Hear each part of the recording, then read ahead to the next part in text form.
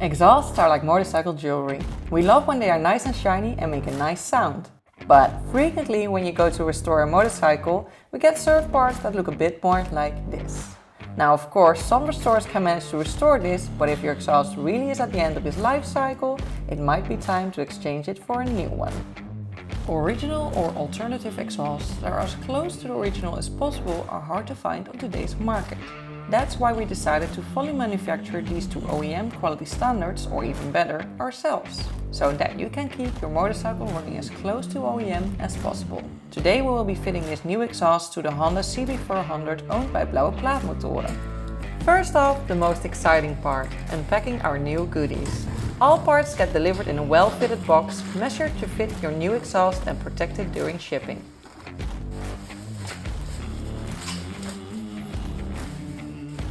There she is, shiny new chrome, ready to be installed. Firstly, we remove the back portion of the exhaust. Then we also remove two of the front headers to make for easier fitment.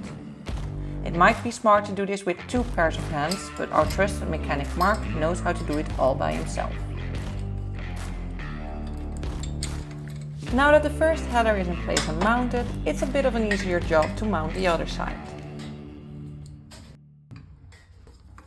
And then, when the first two headers are attached, it's time for the last two. These are the ones we took off and need to be attached below first.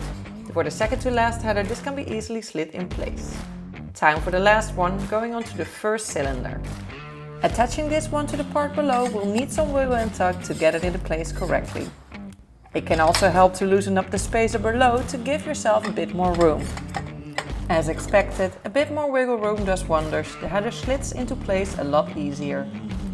Now that they're attached, it's time for the muffler to take its place. The bracket shown in this shot is taken off of the original muffler.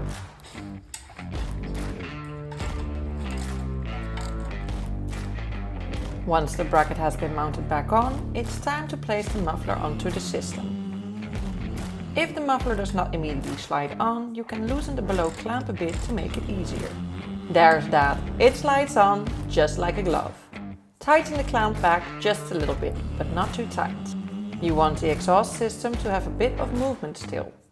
Now that the muffler is in place, you can place the flangle nuts into the bracket and frame to attach it. Don't put them on too tight immediately as well, we'll tighten them later. Now that everything is in place, it's time to go over all the nuts and bolts again to tighten them accordingly. Our advice would always be to do this with a torque wrench so that you know for sure that it's tightened correctly. Once the headers are tightened well, you can move to the back portion of the exhaust. Don't forget the clamps underneath. Lastly, it's time to fasten the header clamps. These are size 13, so not the original Honda size 12. An important detail. Now that everything is tightened and fitted, we're done. Just a little spritz and rub to clean off those oily fingerprints, if there are any. The muffler and header pipes are looking nice and shiny. Time to look at this beautiful CB400 in daylight.